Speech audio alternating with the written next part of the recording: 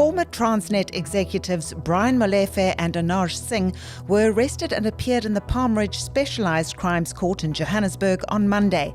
The pair, along with several other co-accused, were released on 50,000 rand bail in connection with state capture charges. The charges range from contravention of the Public Finance Management Act to fraud and corruption. Is this the turning point in holding those involved in state capture to account? I'm Catherine Rice, and you're listening to The Story, where we'll talk to journalists and experts about the biggest story of the week.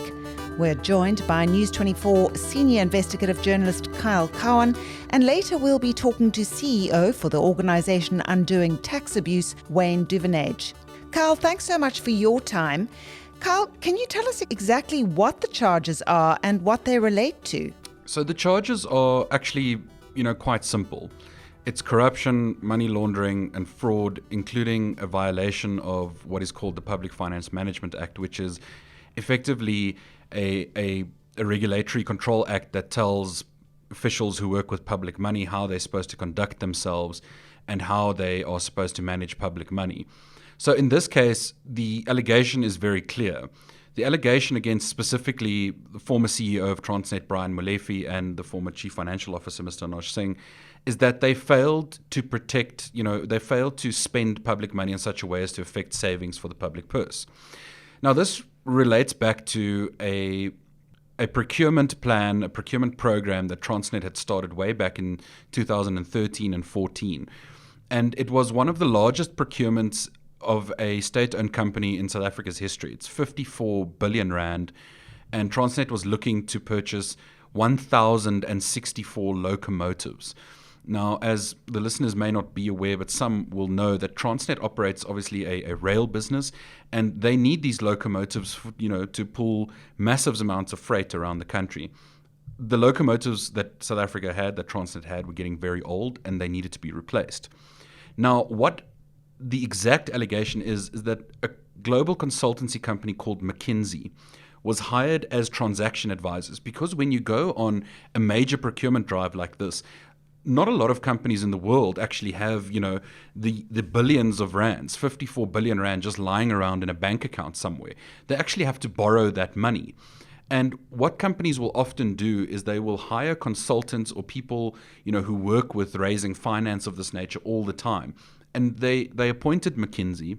McKinsey advised Transnet on the transaction for a little while, and then all of a sudden these Gupta-linked entities known as Regiments and Trillion came on board, and effectively Regiments took over the transaction advisory, and they were looking to raise $2.5 billion through the China Development Bank to fund, a section of the procurement.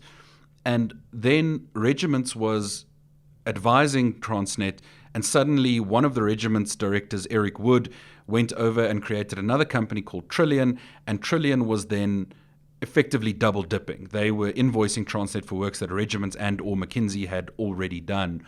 And this is the case that the NPA is now going to have to try and put before the court in a way that is understandable and the criminality is made very clear. Carl, you described Monday's court appearance as a seminal moment for South Africa. It feels like the wheels of justice, they are finally turning. But is the NPA confident they can win this case? I would say that the NPA is confident. And the reason for that is that even though what I've just explained sounds very complicated, the actual offences allegedly committed by everyone involved here are not super complicated to prove. There are documents showing their signatures. There is testimony before the Zondo Commission speaking to their actions, and, so there's a clear paper trail here. Why I said that this is a seminal moment. Brian Molefe and Anoj Singh are the most senior government employees that were involved in state capture with the Gupta family to be charged to date. This is very important. Effectively, what is happening now is that the NPA, and especially the investigating directorate, is finally fulfilling its promise. They promised to take on these state capture cases. They promised to prosecute the corruption linked to that. And they promised to do it in a way that would not appear partisan or not appear as if they were being intimidated by anyone.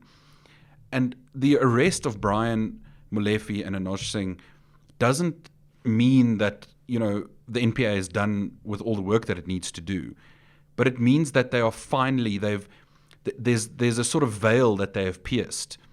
In taking this step, they have shown other people who are involved, senior ANC leaders, that they will come for them eventually.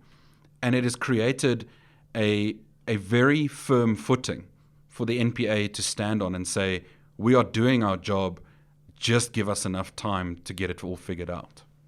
And they have actually indicated that more arrests will follow. Can you give us any detail on that? Yes, so you must remember, Catherine, that what happened at Transnet didn't happen in a little bubble.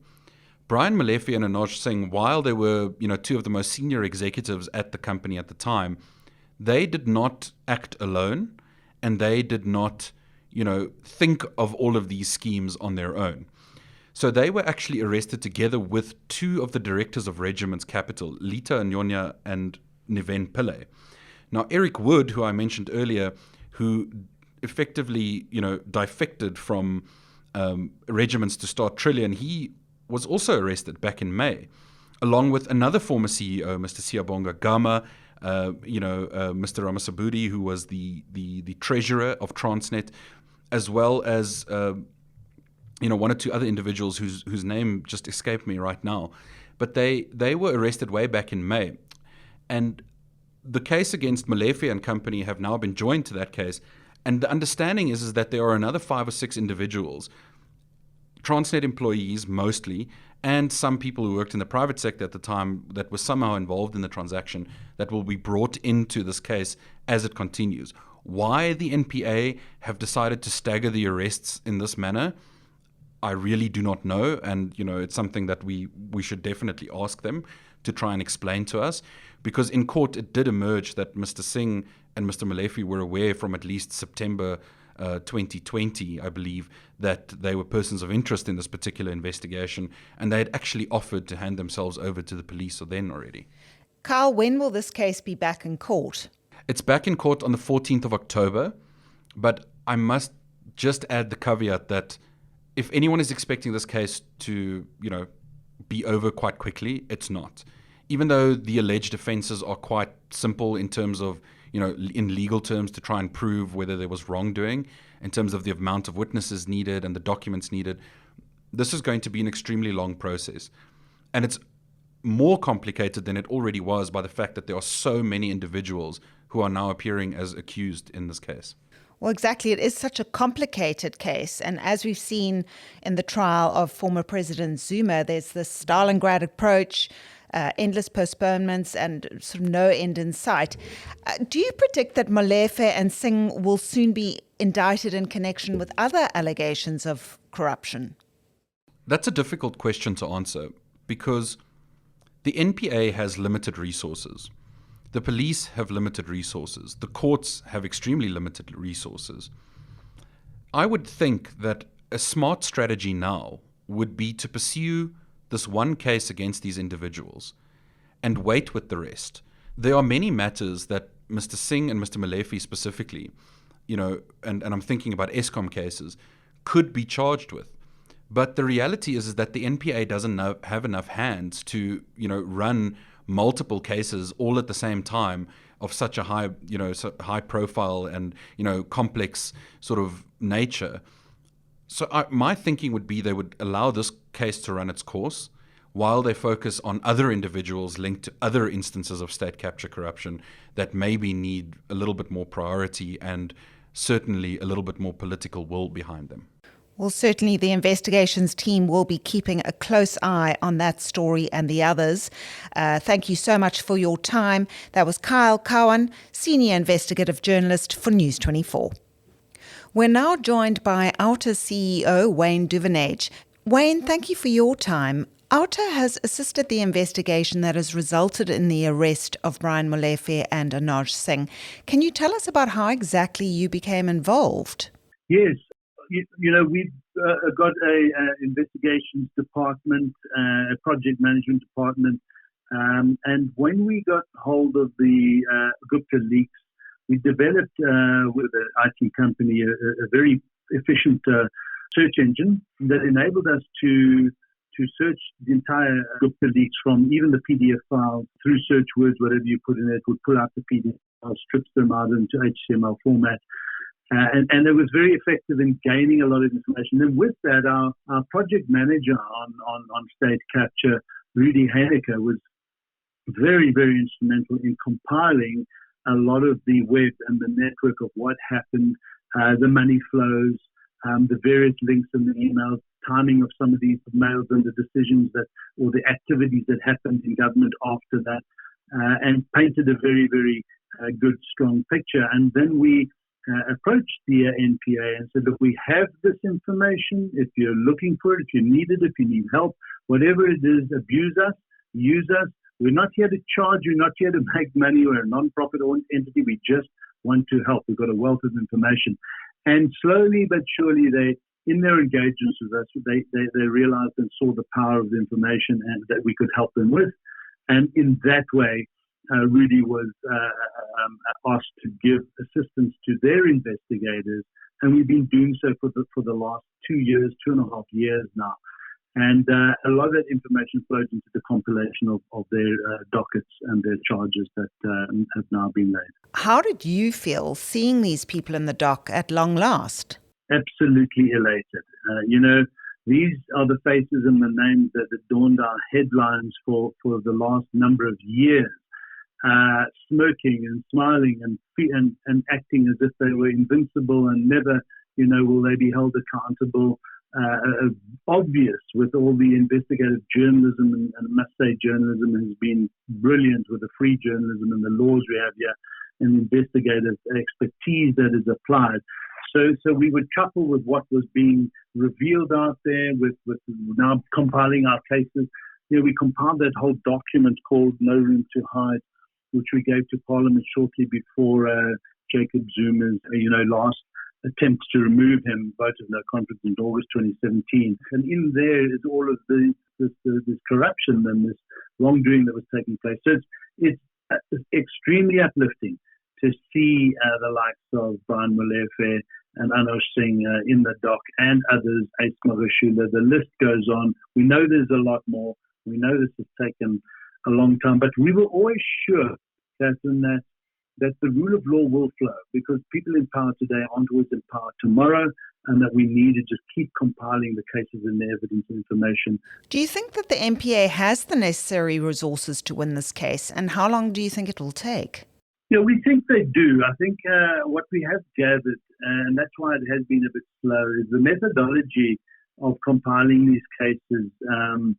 It's very important that they don't overcomplicate it and that they don't make it too wide. So what we got a sense of was that they wanted to bring all the people into the net at the same time.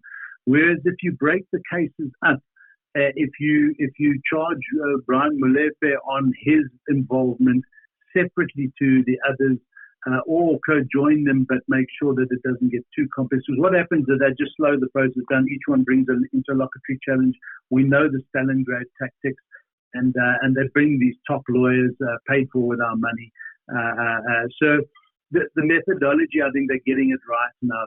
You don't have to have 15 cases of fraud. You need one to have somebody found guilty. Obviously, the more you have, the more concrete the evidence and everything is, the better. And I think that's where they are. They're only laying these charges now on the basis of concrete evidence, good understanding of how the modus operandi worked, to be able to prove that in court.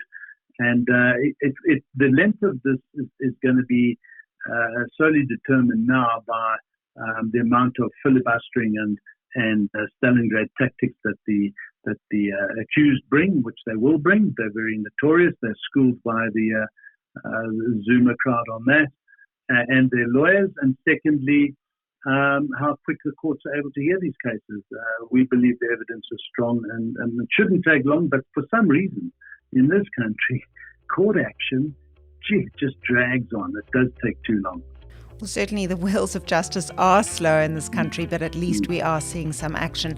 Thank you so much for your time. That was Outer CEO Wayne Duvenage. That's all we have time for this week. I'm Catherine Rice. Join us again next week for The Story.